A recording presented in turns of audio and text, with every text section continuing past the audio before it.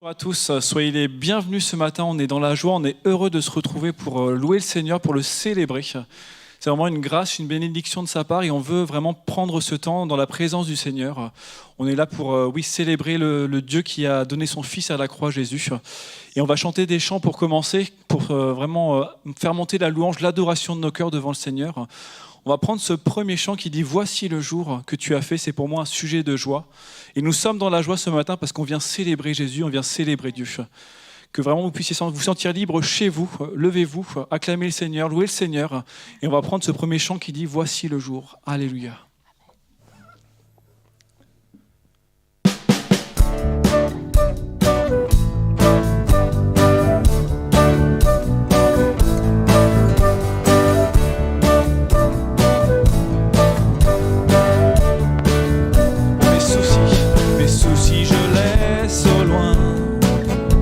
Je me tourne vers demain. À toi je remets mon être entier, Jésus. Mes mains sont tendues vers toi, croyant que tout vient de toi. Je sais que tout ce que tu as pour moi est bon.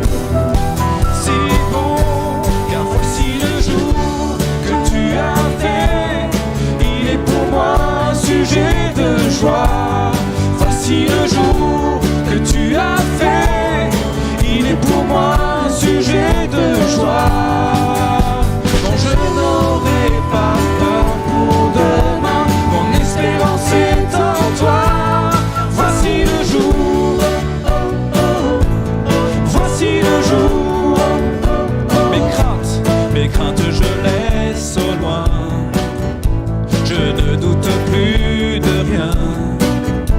À toi je remets ma volonté, Jésus. Mes mains sont tendues vers toi, croyant que tout vient de toi. Je sais que tout ce que tu as pour moi est bon. Si bon, car voici le jour que tu as fait. Il est pour moi un sujet de joie. Voici le jour que tu as fait. Il est pour moi un sujet de joie. Non, je n'aurai pas peur pour demain. Mon espérance est en toi. Voici le jour. Voici le jour. Alléluia Seigneur. Oh Jésus, pour toi Seigneur, pour toi Seigneur je vivrai. Pour toi Seigneur je vivrai. Fondé sur ta vérité. Fondé sur ta vérité. Pour toi Seigneur je vivrai. Pour toi Seigneur je vivrai. Fondé sur ta vérité. Sur ta vérité. Car voici le jour que tu as fait. Il est pour moi un sujet de joie. Car voici le jour que tu as fait. Il est pour moi un sujet de joie. Non, je n'aurai pas peur pour demain. Mes craintes sont entre tes mains. Je te suivrai sur le chemin. Mon espérance est en toi. Voici le jour. Voici le jour. Voici le jour. Voici le jour.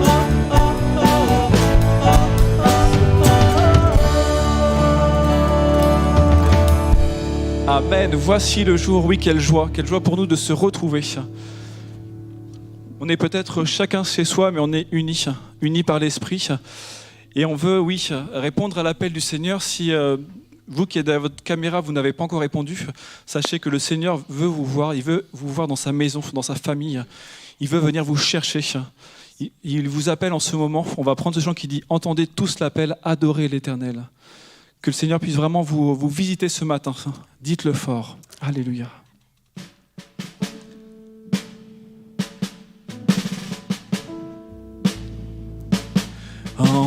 Entendez tous l'appel, adorez l'Éternel, vous familles de la terre, célébrez ce que Dieu a fait. Entendez, entendez tous l'appel, adorez l'Éternel, vous familles de la terre, célébrez ce que Dieu a fait. Dites-le fort, dites-le fort, encore plus fort. Annoncez ce que Dieu a fait.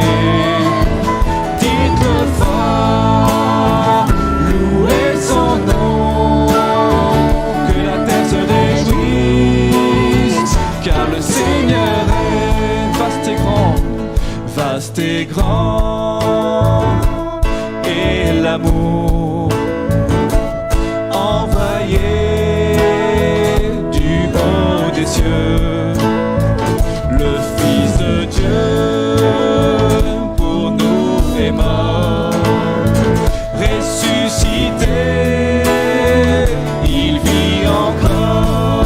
Dites-le fort, dites-le fort, encore plus fort. Annoncez ce que Dieu a fait. Dites-le fort, louez son nom, que la terre se réjouisse, car le Seigneur est. Quand son nom retentit, de la nature un chant jaillit, car il vient juger la terre avec justice, alléluia, et vérité. Dites-le fort, encore plus fort. Annoncez ce que Dieu a fait. Dites-le fort, louez son nom, que la terre se réjouisse, car le Seigneur est. Dites-le fort, dites-le fort, encore plus fort. Annoncez ce que Dieu a fait. Dites-le fort, louez son nom, que la terre se réjouisse, car le Seigneur règne. Que la terre se réjouisse, car le Seigneur règne. Amen. Le Seigneur règne, oui, il règne sur toutes choses. Vraiment qu'on puisse se rendre compte ce matin, oui, que le Seigneur est souverain. Souverain en tout lieu, en tout temps, et qu'il puisse régner sur nos vies, sur nos cœurs. On est là ce matin parce que Dieu a envoyé son Fils unique à la croix. Il l'a envoyé par amour pour nous, pour que tous puissent être sauvés. Et qu'on puisse chanter ce matin, oui, Alléluia Seigneur, tu es saint. Et je suis ce matin à tes pieds pour te remercier, parce que par amour, tu as envoyé ton Fils pour moi. Qu'on puisse accepter vraiment cet amour pleinement dans notre cœur. Qu'on puisse accepter Jésus pleinement dans notre cœur ce matin. Oh, Alléluia Seigneur.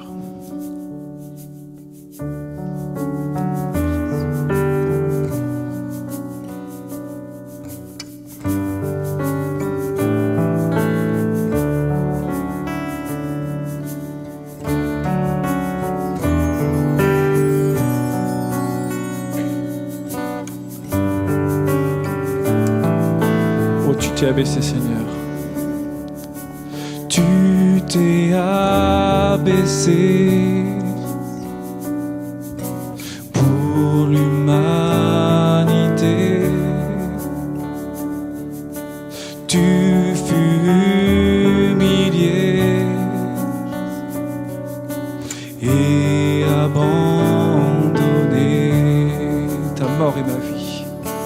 ta mort et ma vie. Tu payas le prix sans crainte aujourd'hui. Mon âme s'écrie Alléluia,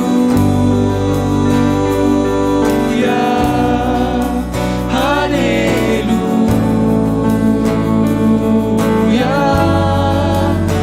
Alléluia.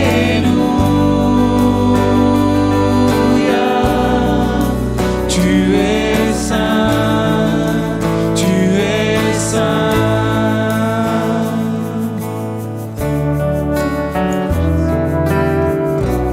Oh oui Seigneur, je suis à tes pieds ce matin.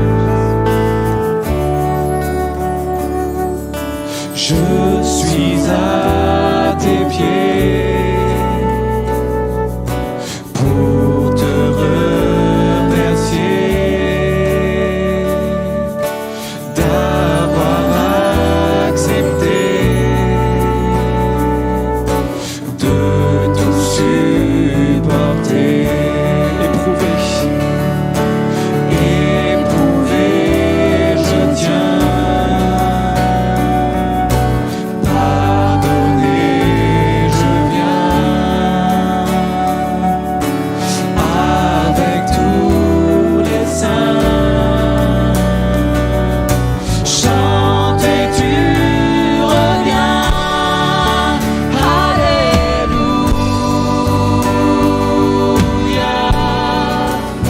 Alléluia,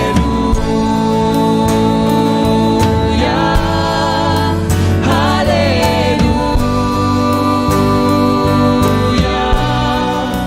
Tu es saint, tu es saint. Alléluia,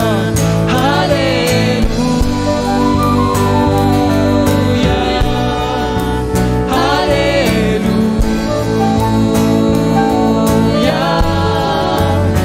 Alléluia.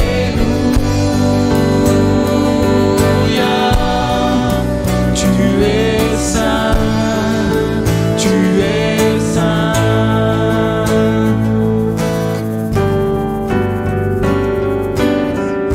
Oh oui Seigneur, tu es saint. Oh, tu nous permets de nous approcher de toi Seigneur. Grâce à ton Fils Seigneur. Grâce à Jésus Seigneur. Oh, sois élevé, sois glorifié Seigneur. Élevé. Élevé, glorifié, tu es ressuscité et tu vis à jamais. Élevé, glorifié, tu es ressuscité et tu vis à jamais. Élevé, glorifié, tu es ressuscité et tu vis à jamais. Élevé, glorifié, tu es ressuscité et tu vis à jamais. Alléluia, Alléluia, Alléluia.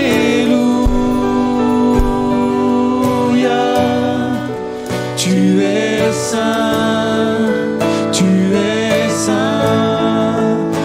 Alléluia,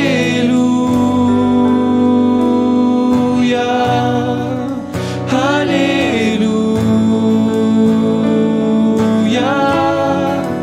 Alléluia.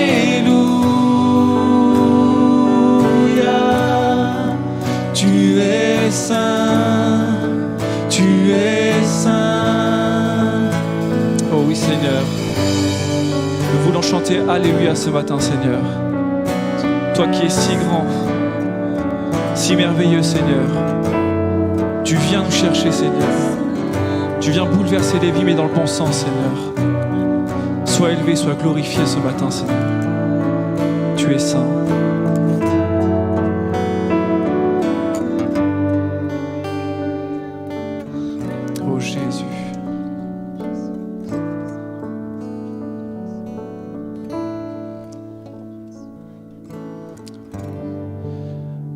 oui, Père éternel, je veux te prier ce matin, oui, Seigneur, que oui, la louange puisse monter jusqu'à toi, Seigneur, oui.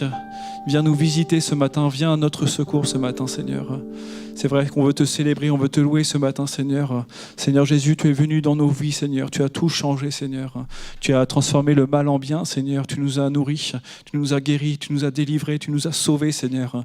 Et que ce nom de Jésus puisse être, oui, proclamé, qu'on puisse répondre à cet appel et oui, le proclamer sur la terre, Seigneur.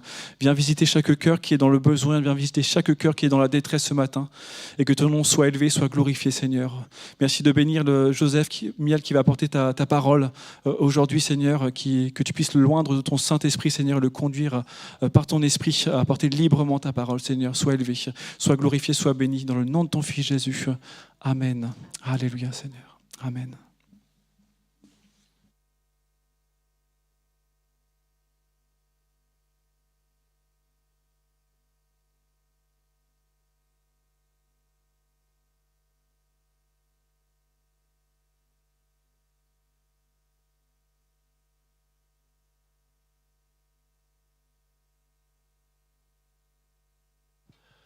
Gloire à notre Seigneur. C'est toujours très touchant de pouvoir chanter les louanges et la gloire de notre Dieu. J'ai été particulièrement béni par le dernier chant que l'on a chanté, qui nous parle de la croix de notre Seigneur Jésus-Christ, de l'amour que Dieu nous a témoigné, nous, ici-bas sur terre, les hommes et les femmes qui auparavant étaient complètement perdus. Le Seigneur est venu nous chercher. Et pour ceux qui l'ont reçu, le Seigneur nous a sauvés. Quelle grâce aujourd'hui de pouvoir avoir des actions de grâce. Quelle joie pour nous de pouvoir le célébrer et de pouvoir tout faire pour que son règne vienne de plus en plus dans notre propre cœur déjà, mais aussi autour de nous. Je vous propose sans plus tarder que nous puissions ouvrir la Bible, la parole de Dieu. J'ai choisi pour chacun d'entre nous, dans ce temps de méditation, 2 passages tirés du Nouveau Testament. Le premier passage se trouve dans l'épître de Paul aux Romains, au chapitre 10, et on va lire ensemble à partir du verset 9.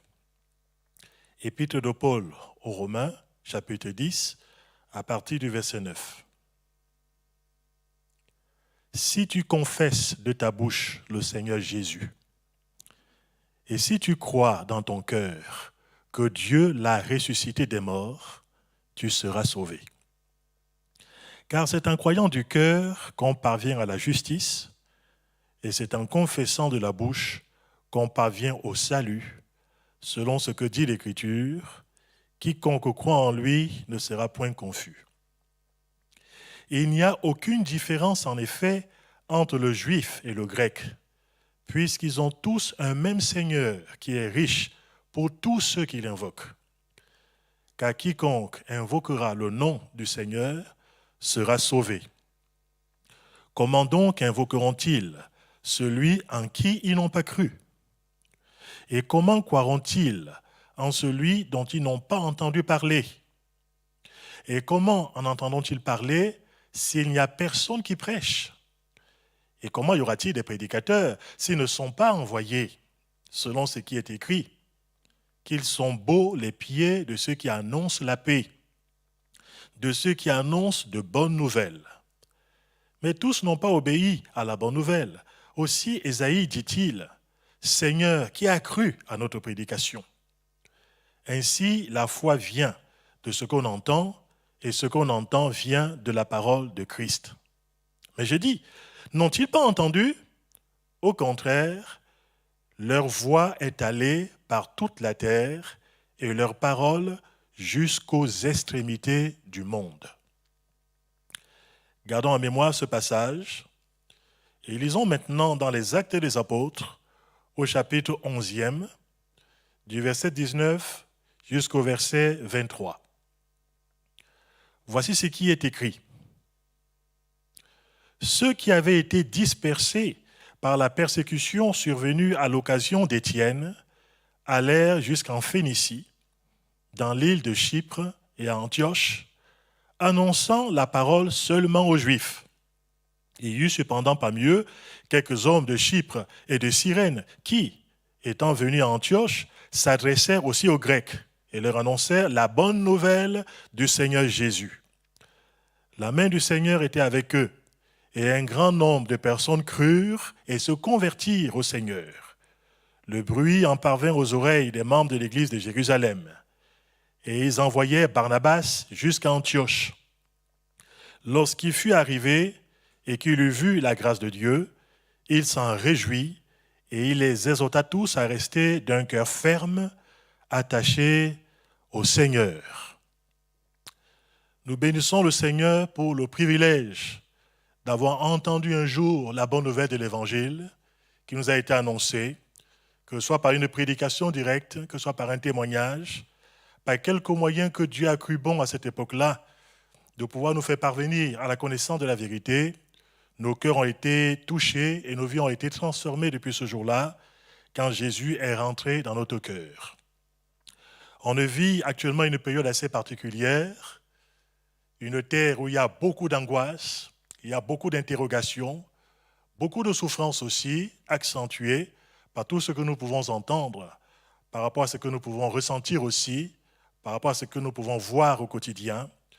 Beaucoup d'interrogations par rapport à notre vie personnelle, par rapport à nos propres repères qui ont été bousculés, par rapport à la société dans laquelle on se trouve aussi. On ne sait pas quelle est vraiment sa destinée en définitive.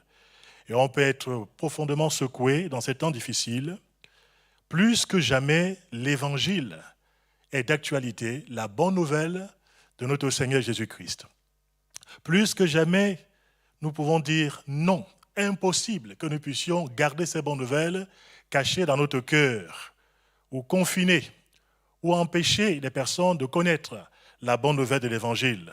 Plus que jamais, nous souhaitons et nous prions que l'Évangile se répande de plus en plus dans cette génération. Oui, notre Dieu est un Dieu bon, et il veut toucher, et il veut réconforter, et il veut sauver les gens, eh bien, dans notre propre génération, dans les temps dans lesquels nous nous trouvons aujourd'hui. Nous constatons que depuis le début de l'histoire de l'Église, à l'origine d'ailleurs, que nous découvrons dans les Actes des Apôtres, dès le chapitre 1er, le chapitre 2 et les chapitres suivants, on va constater que l'évangile de Dieu, la bonne nouvelle du salut en Jésus-Christ, s'est répandu au milieu de beaucoup de combats, dans des temps qui, à l'époque aussi, étaient des temps difficiles et des circonstances qui étaient loin d'être favorables. Au temps de la première église, celle de Jérusalem, il y a eu des luttes au dehors, mais aussi beaucoup de craintes au dedans, qui auraient pu complètement paralyser la propagation de l'évangile. Dieu, qui est souverainement élevé au-dessus de toutes les contingences, a donné aux disciples fidèles de Jésus-Christ la dynamique spirituelle et la stratégie pour porter l'évangile jusqu'aux extrémités de la terre.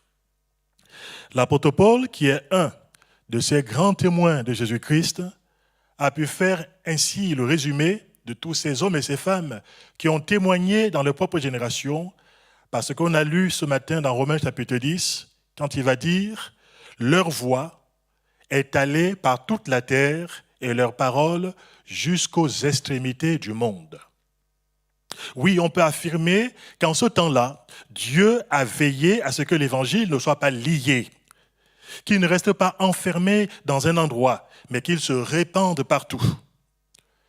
Ce que Dieu a fait au commencement de l'Église, il le fait aujourd'hui encore et il le fera dans la période de la fin de la présente dispensation.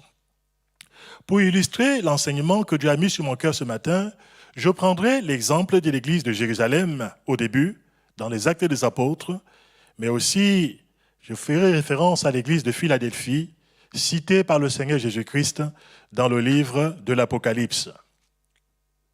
Avec la grâce de Dieu, je m'efforcerai de montrer à tour les pressions et les embûches pour empêcher le témoignage, la résistance et la résilience de l'Église naissante malgré les épreuves difficiles. Et je verrai enfin avec vous la responsabilité qui est la nôtre aujourd'hui, plus que jamais, de répandre la parole de Dieu. Et cette parole de Dieu, nous la considérons non pas comme une denrée secondaire, mais comme un besoin essentiel et vital dont l'homme a besoin, et je pourrais dire en tout temps, et plus particulièrement dans les temps que nous vivons en ce moment. Oui, quand l'Église est née, dès le départ, il y a eu des luttes dehors et des craintes dedans.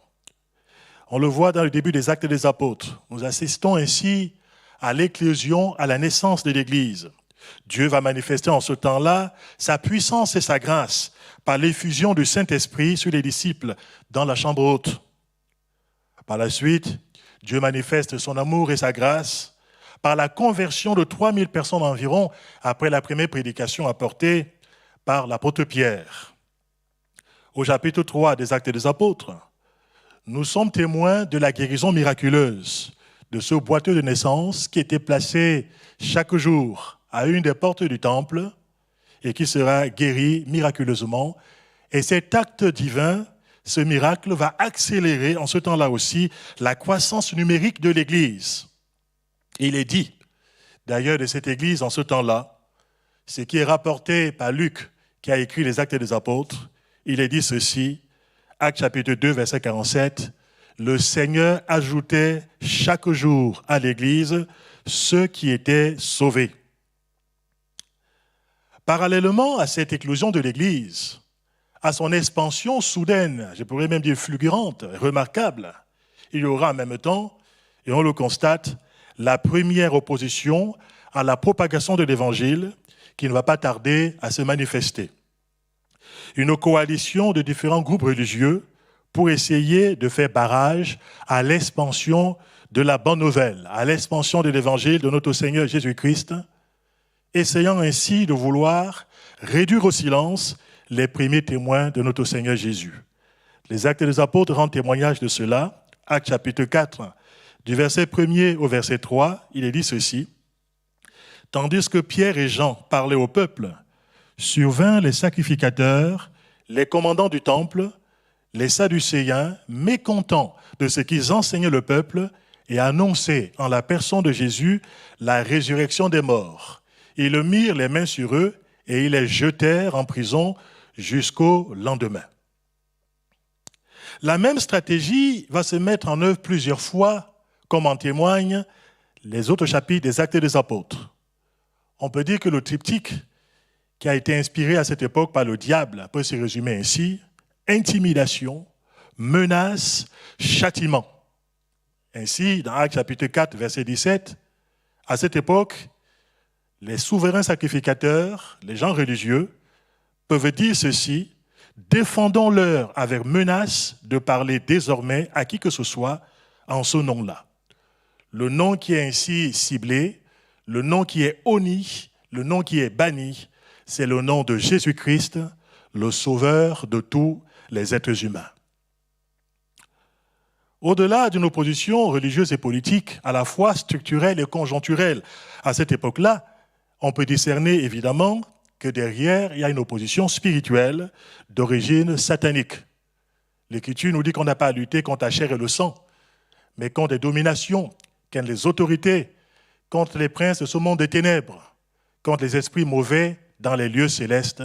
Cela nous parle de l'influence du diable, qui est capable bien sûr de pouvoir aveugler l'intelligence des personnes, afin que beaucoup ne voient pas briller la splendeur de l'Évangile de notre Seigneur Jésus-Christ.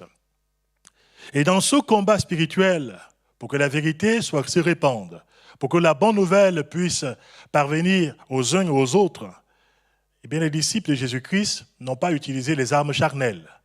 Ils sont appuyés sur les armes spirituelles qui sont puissantes par la vertu de Dieu, même pour renverser des forteresses, comme peut dire l'Écriture. On les voit ensemble prier de concert. Ils se mettent d'accord alors qu'ils sont menacés et que quelques-uns ont été jetés en prison. Dans Actes chapitre 4, du verset 29 au verset 31, on peut lire ceci, qui est le résumé de la prière qui a été formulée par cette Église unie, cette Église qui comptait sur Dieu à cette époque-là.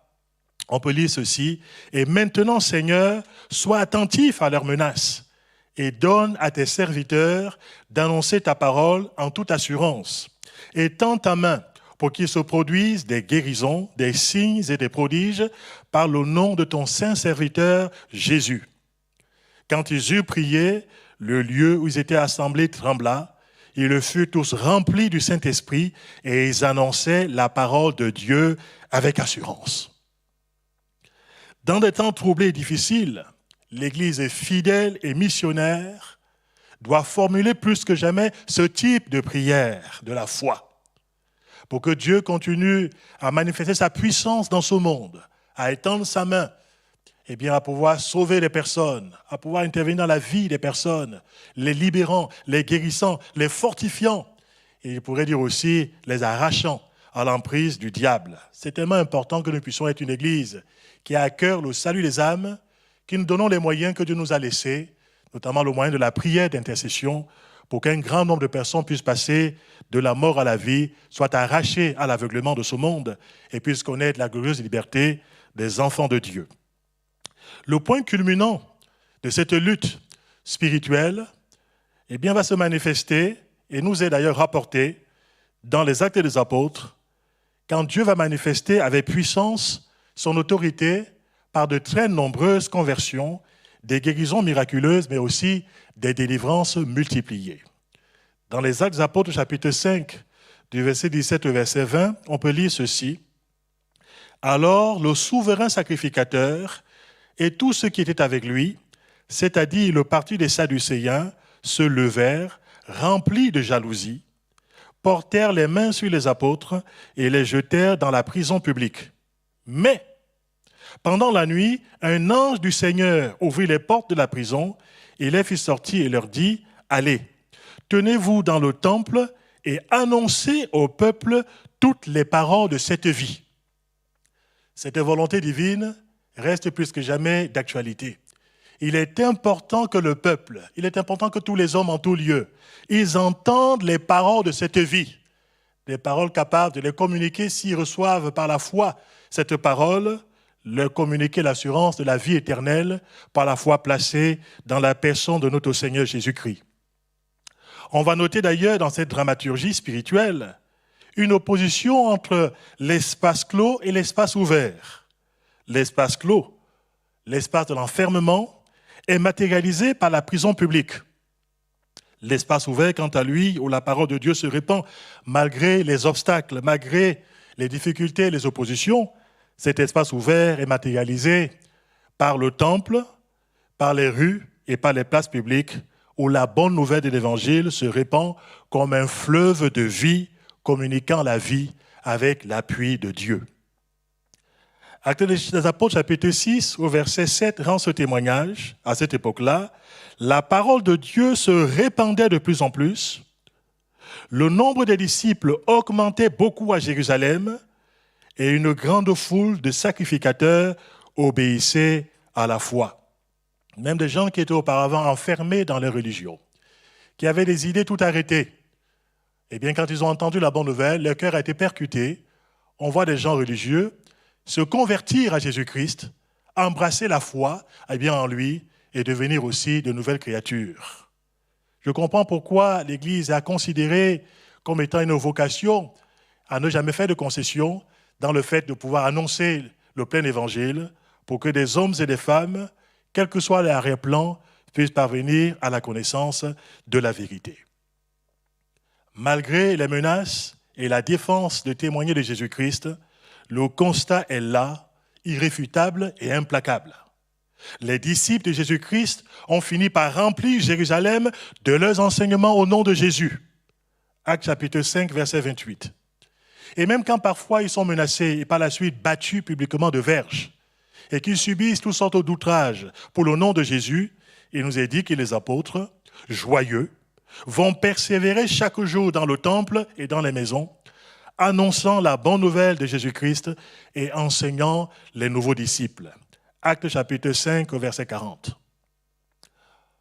Oui, c'est vrai, mes frères et mes sœurs, mes amis, que la dynamique qui a été impulsée par le Saint-Esprit dans le cœur des disciples était comme un feu brûlant que rien ne pouvait éteindre.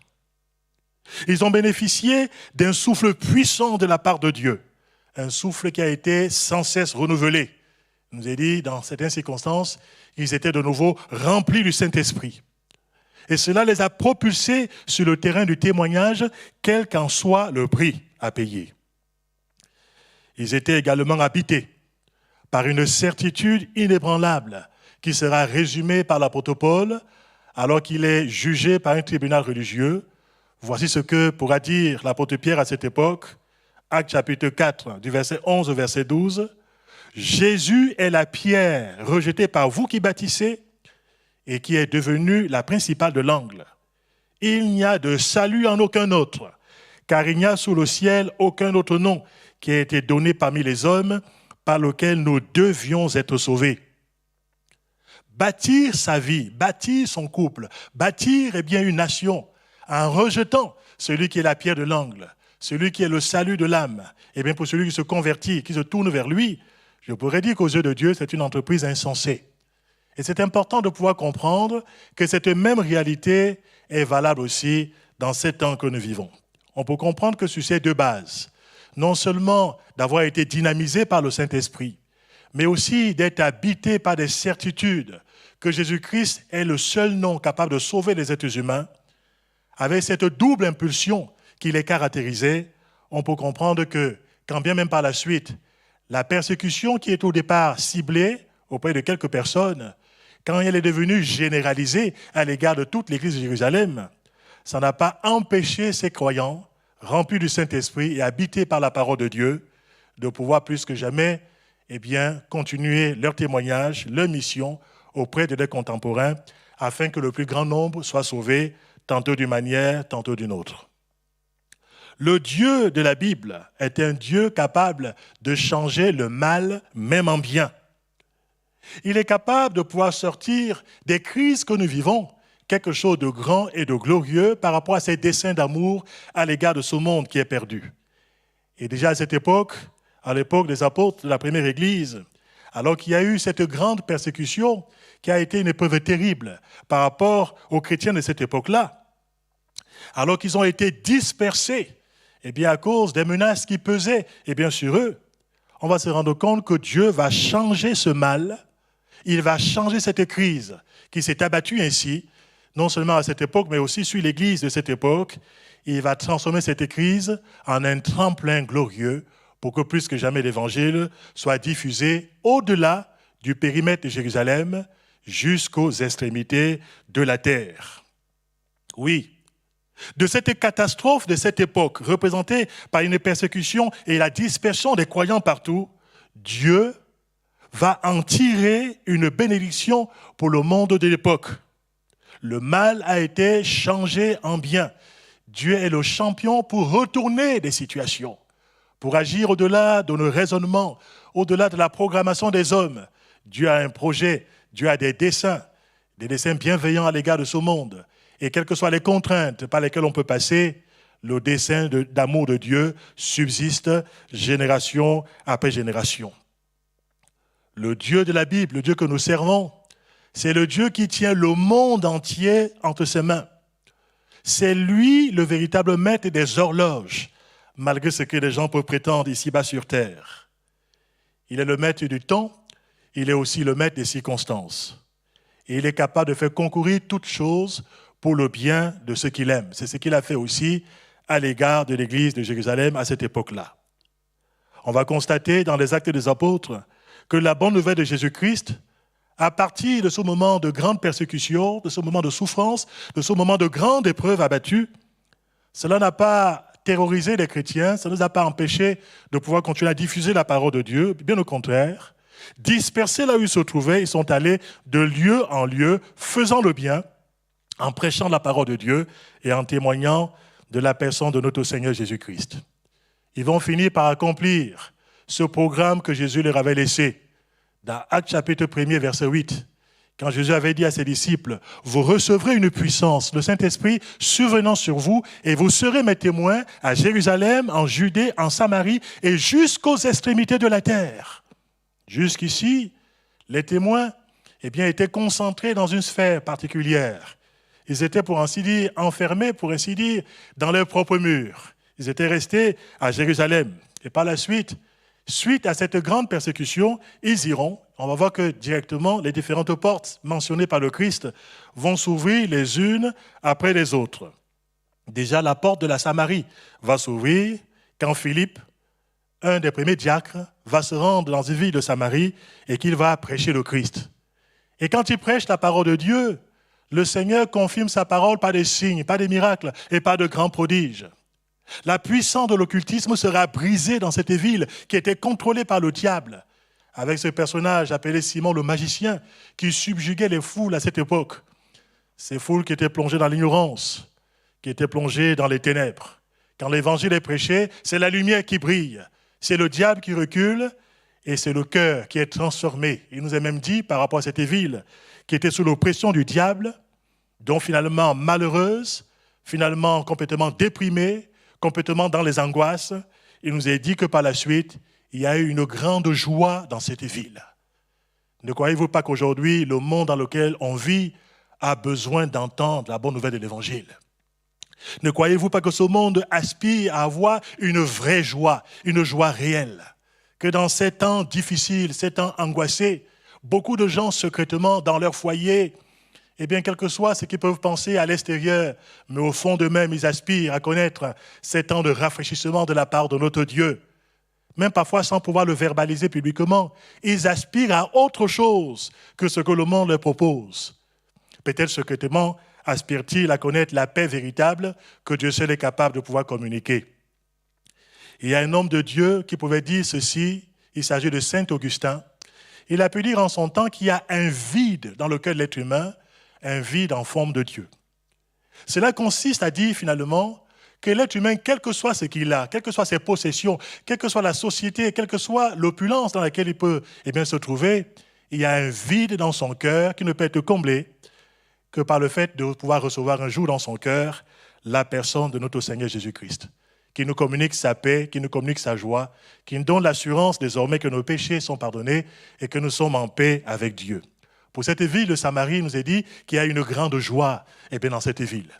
Ma prière, c'est qu'il puisse y avoir de plus en plus dans nos quartiers, dans nos villes, dans nos villages, dans le pays dans lequel le Seigneur nous a placés, qu'il puisse y avoir cette grande joie spirituelle par l'action du Saint-Esprit et par l'action de l'Évangile prêché à toute créature. Par la suite, au-delà de cette ville de Samarie, on voit que les propagateurs de l'Évangile vont se rendre dans les villes différentes parmi les peuples païens.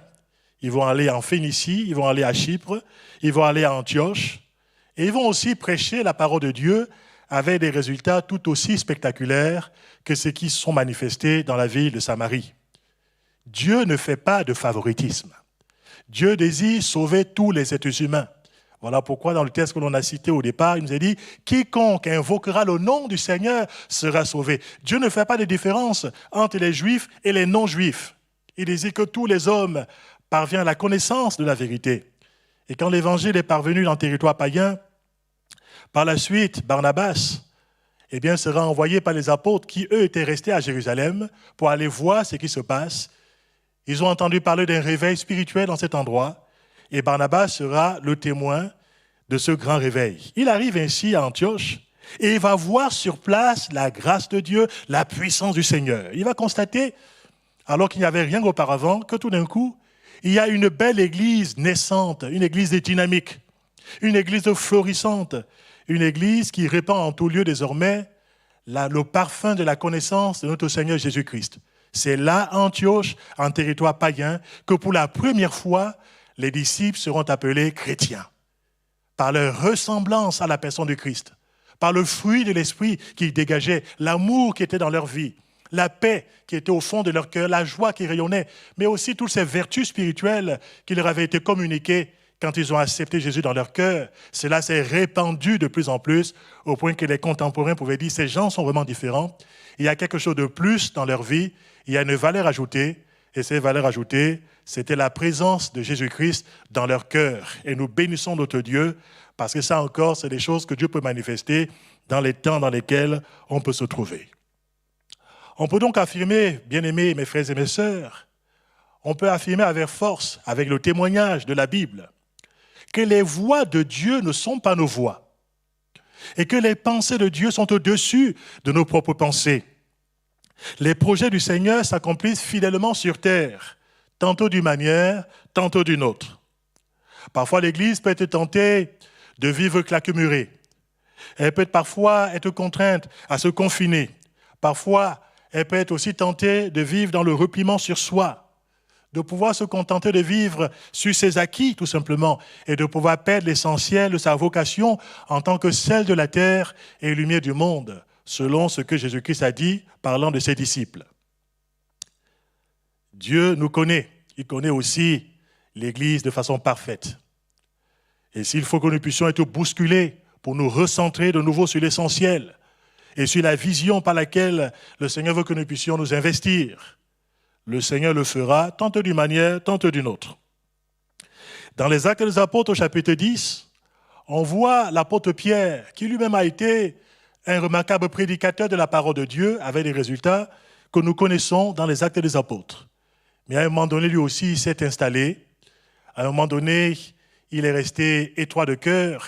Il est allé un peu plus loin, jusqu'au moment où il a été bousculé par une vision venant du ciel, la vision de la nappe. Et dans cette vision, l'apôtre Pierre, par la suite, sera bousculé à sortir de ses préjugés, à sortir de ses propres limitations, à sortir de sa zone de confort. Il fallait qu'il sorte de sa zone de confort. Il y avait des besoins nombreux qui n'avaient pas encore été atteints. Il était donc urgent que cet homme de Dieu abandonne ses préjugés à l'égard des non-juifs et des païens. Il devrait aller sans hésiter apporter la parole de Dieu partout. C'est ce qu'il fera. Et nous bénissons le Seigneur d'avoir aussi appuyé le message qu'il apportera dans la maison de Corneille par un miracle extraordinaire. Pendant que ces païens écoutent la parole de Dieu, le Saint-Esprit descend sur tout ce groupe de fidèles qui entendent la parole du Seigneur. Ils sont bouleversés, ils sont transformés, ils sont énergisés par le Saint-Esprit et ils deviennent aussi les disciples du Seigneur. Mes frères et mes sœurs, on vit dans une période où beaucoup de gens essaient de définir ce qui est essentiel et ce qui n'est pas essentiel. Cela fait l'objet de grands débats, ça fait l'objet de grandes délibérations. Ça fait l'objet de beaucoup de controverses. Cela ne fait pas forcément l'unanimité. Et parfois, on a l'impression qu'il y a certaines choses qui sont discriminées comme n'étant pas essentielles et d'autres qui sont valorisées comme étant des choses essentielles. On vit dans ce monde dans lequel nous nous trouvons aujourd'hui avec ces débats parfois interminables entre l'essentiel et le non essentiel. C'est vrai que le monde, sans Dieu, est porteur de ses propres valeurs qui sont loin de faire l'unanimité. Et ça, on est témoin des débats interminables. Dieu, quant à lui, vise le salut et le bonheur de l'être humain tout entier. Pas uniquement la satisfaction des besoins matériels, des besoins physiques. Dieu désire le bonheur de l'homme tout entier, son esprit, son âme et son corps. Pour Dieu, la nourriture spirituelle est essentielle pour l'homme, quel qu'il soit, et quelle que soit l'époque dans laquelle il se trouve. Jésus a dit ceci dans Matthieu chapitre 4, verset 4. Il a dit, il est écrit, « L'homme ne vivra pas de pain seulement, mais de toute parole qui sort de la bouche de Dieu. » Les gens ont besoin d'entendre autre chose qu'un catalogue de mauvaises nouvelles diffusées à longueur de journée. Ils ont besoin d'être contents de l'évangile qui signifie la bonne nouvelle. On a besoin d'entendre ce message d'espérance. On a besoin d'entendre ce message d'amour de Dieu, ce message de paix, ce message de joie véritable, ce message de réconciliation par rapport à Dieu, ce message qui nous apporte des certitudes profondes, qui nous communique des vertus sur le plan spirituel et nous permet de pouvoir vivre heureux dès ici-bas sur terre. L'évangile de Dieu est une denrée essentielle. Une denrée vitale, une denrée fondamentale. L'homme a besoin de vivre de ces réalités aussi, sans vouloir sous-estimer ou négliger les autres réalités qui nous sont proposées. C'est à nous, disciples de Christ, que revient la vocation de partager autour de nous le pain de vie, le pain essentiel pour le salut des âmes. Jésus-Christ n'a-t-il pas dit « Je suis le pain venu du ciel » dans le but de pouvoir nourrir les hommes. Les hommes n'ont pas faim que des choses matérielles. Secrètement dans le cœur des êtres humains, il y a une aspiration à des nourritures spirituelles.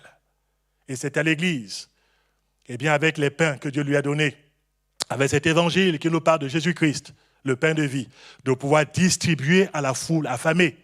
Comme on le voit, on sait que Jésus-Christ en son temps a fait une multiplication des pains.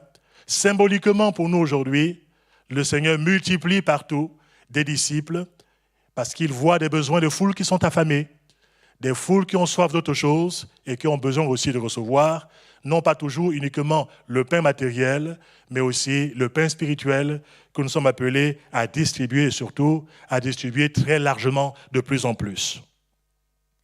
Dans la première Église, malgré le manque de moyens de communion et de communication à cette époque aussi efficaces que ceux que nous avons aujourd'hui, malgré les difficultés de leur époque, on constate que les disciples de Jésus ont répandu abondamment le pain de vie, qu'ils ont répandu abondamment l'évangile de Dieu. Cette action massive et persévérante a fini par bouleverser non seulement Jérusalem, mais l'ensemble du monde connu d'alors. Mes frères et mes sœurs, dans les temps difficiles, dont nous n'avons que les prémices aujourd'hui, avec ces crises multiformes, on insiste aujourd'hui sur la crise sanitaire, mais il y a aussi d'autres crises qui vont avec, cela va de soi. Nous, disciples du Christ, chrétiens authentiques, nous pouvons considérer aussi, malgré le regard que nous pouvons parfois humainement porter sur ce monde, nous pouvons aussi par la foi considérer que ce temps peut être un temps favorable pour semer plus que jamais la parole d'espérance dans un monde qui se désespère. Pour reprendre l'expression de l'apôtre Paul dans 2 Corinthiens au chapitre 6 au verset 2, je le cite, il dira « Voici le temps favorable, voici le jour du salut ». Quand l'apôtre Paul le dit ici aux Corinthiens, il ne s'agit pas du temps chronos, mais il s'agit du temps kairos en grec, qui signifie simplement le temps de saisir des opportunités sur le plan spirituel. L'Église, comme les autres structures de la société, peut connaître des périodes difficiles, parfois même des périodes de confinement qui sont liées à différentes situations particulières, c'est vrai. Mais la parole de Dieu, quant à elle, ne peut jamais être liée et ne devrait jamais être liée. 2 Timothée chapitre 2 au verset 9. Il faut que le fleuve de vie constamment continue à couler.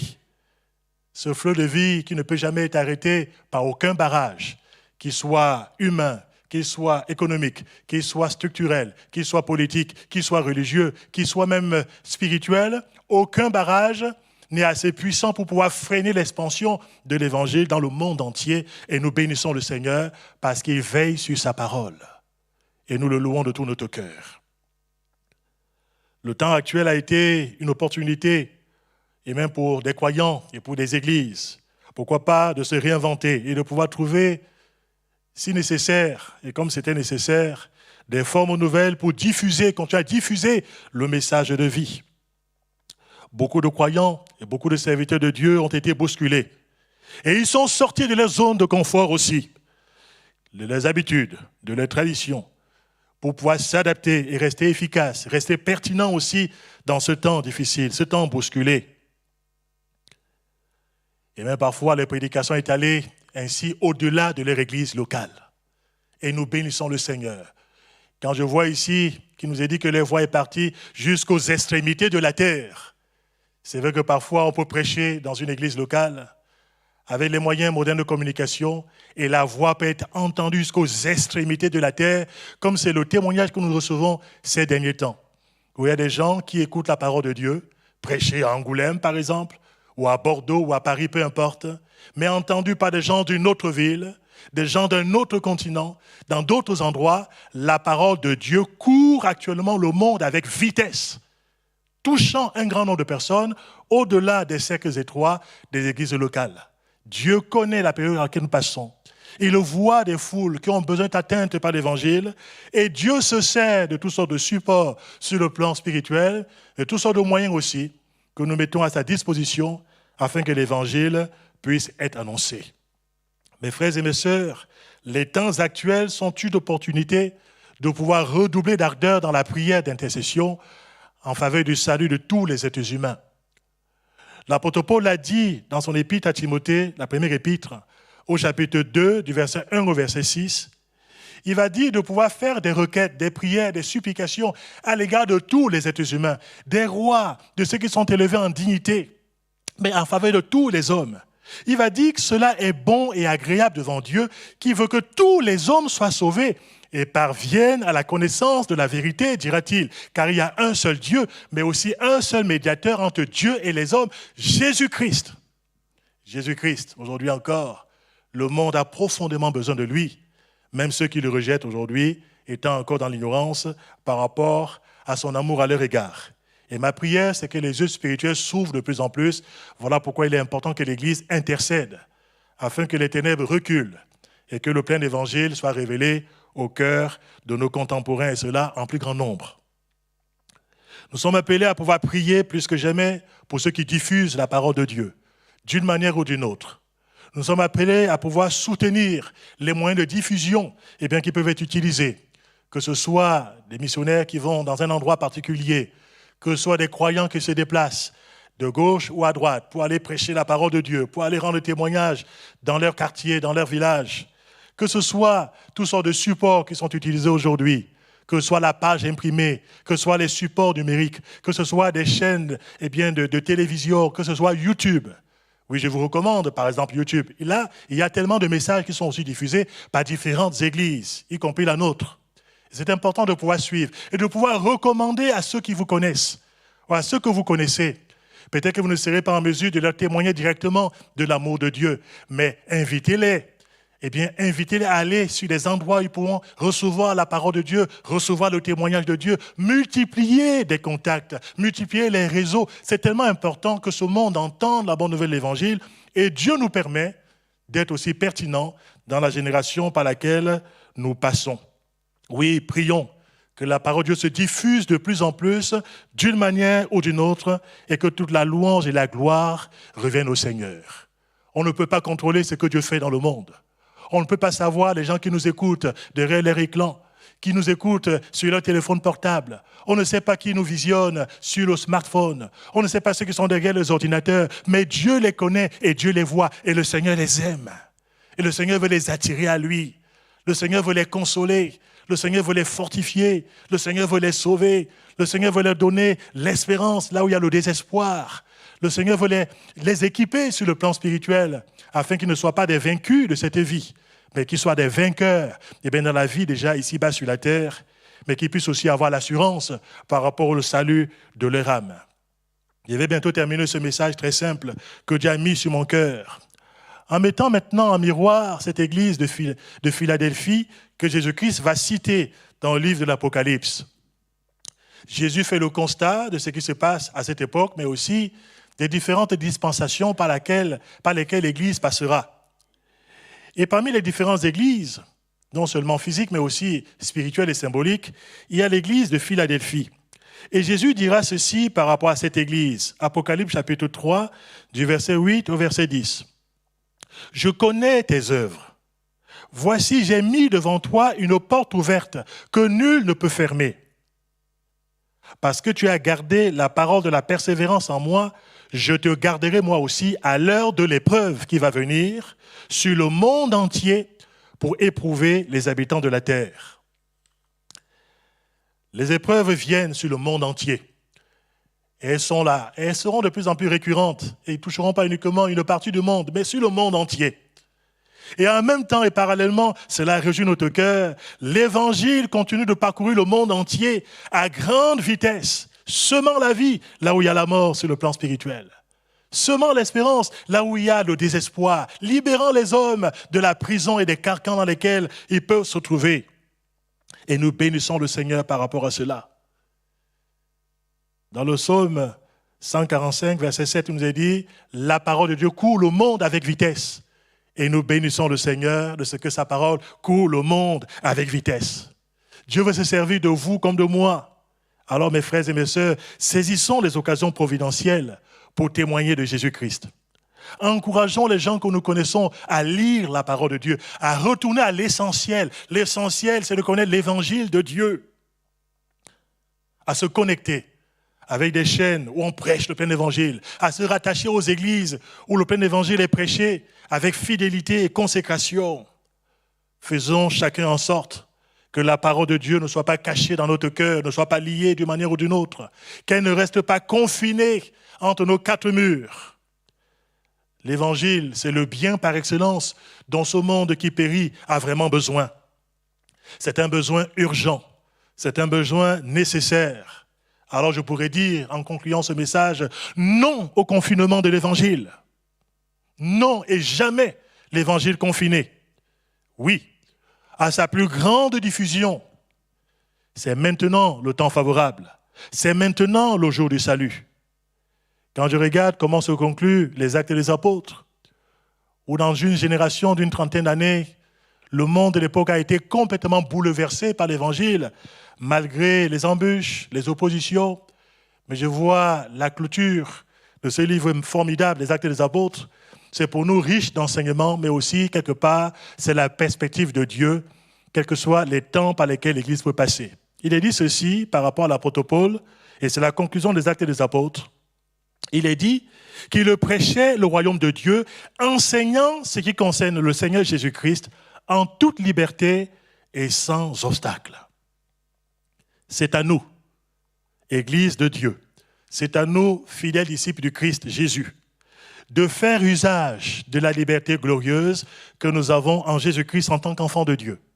C'est à nous d'enlever de nos cœurs toutes les craintes, mais aussi tous les obstacles intérieurs qui pourraient s'y trouver. Quant aux obstacles extérieurs, le Seigneur en a le contrôle. Que son nom en soit béni. Courbons nos cœurs devant Dieu ce matin. Je te remercie, Seigneur mon Dieu, pour ta parole. Je te remercie pour le Saint-Esprit qui l'a inspiré. Cette parole qui est parvenue jusqu'à nous et qui nous a changés. Nous te remercions parce que Jésus-Christ est le même hier, aujourd'hui, éternellement. Sa parole, mon Dieu, ne varie pas. La bonne nouvelle qui était valable en ce temps-là, mon Dieu, elle est valable aujourd'hui encore, dans les temps que nous vivons aujourd'hui. Nous te remercions parce que tu ne fais pas de favoritisme. Mais quiconque t'invoque avec un cœur sincère sera sauvé. Quiconque reçoit Jésus dans son cœur, en tant que son Sauveur et son Seigneur, mon Dieu non seulement sera justifié, tu feras de lui un enfant de Dieu. Je veux te remercier, Seigneur, quel que soit l'arrière-plan par lequel nous sommes passés, quelle que soit la réalité de notre vie quotidienne.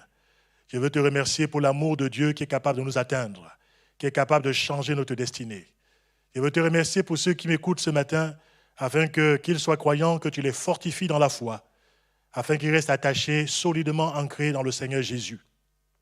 Je veux te prier pour ceux qui sont en recherche sur le plan spirituel, afin que tu ouvres leur cœur, leur intelligence spirituelle, et que tu puisses rentrer dans leur vie. Je veux te prier même pour ceux qui sont incrédules, qui peut-être, par hasard, regarderont cette prédication, peut-être uniquement de façon furtive. Tu es capable de les saisir par l'action du Saint-Esprit, parce que tu te révèles même à ceux qui ne te cherchent pas. Tellement tu es bon, Seigneur, tellement tu es grand, tellement tu es miséricordieux. Je veux te donner toute la louange et la gloire pour ce que tu fais dans le monde entier, pour ta parole qui parcourt le monde avec une grande vitesse.